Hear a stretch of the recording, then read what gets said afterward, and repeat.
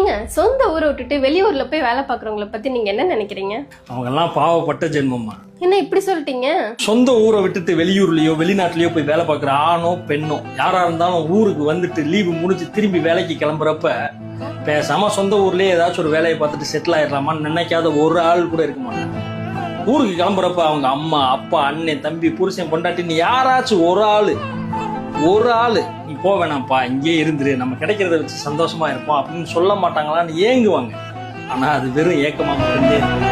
Bus ஸ்டாண்ட்ல railway ஸ்டேஷன்ல ஏர்போர்ட்ல வழி அனுப்ப வர 1000 குடும்பங்கள் அழுகையோட நின்றுட்டு கவலைப்படுவாங்க. ஆனா அந்த கவலையையும் தாண்டி கடனும் கடமையும் வேலைக்கு வான்னு சொல்லி மனசை கல்லாக்கிக்கிட்டு வேலைக்கு போய் அடுத்த லீவு எப்பன்னு நாட்களை என்றதுலேயே காலங்கள் கழிஞ்சு.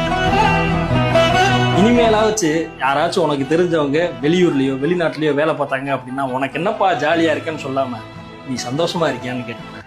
அப்ப தெரியும் அவங்க பாவப்பட்ட ஜென்மம். வேலைக்கு போயிட்டு வந்தா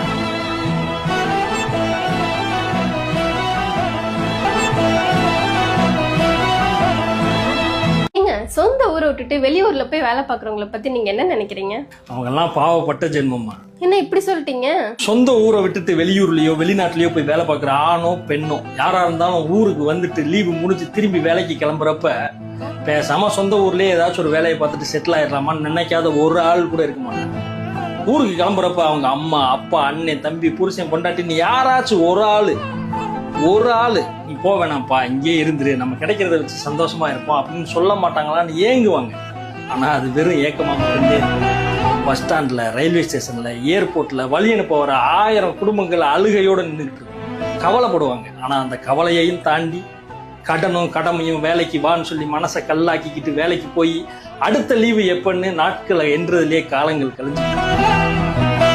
இனிமேலாச்சு யாராச்சும் உனக்கு தெரிஞ்சவங்க வெளியூர்லயோ வெளிநாட்டுலயோ வேலை பார்த்தாங்க அப்படின்னா உனக்கு என்னப்பா ஜாலியா இருக்கேன்னு சொல்லாம நீ சந்தோஷமா இருக்கியான்னு கேட்டேன்.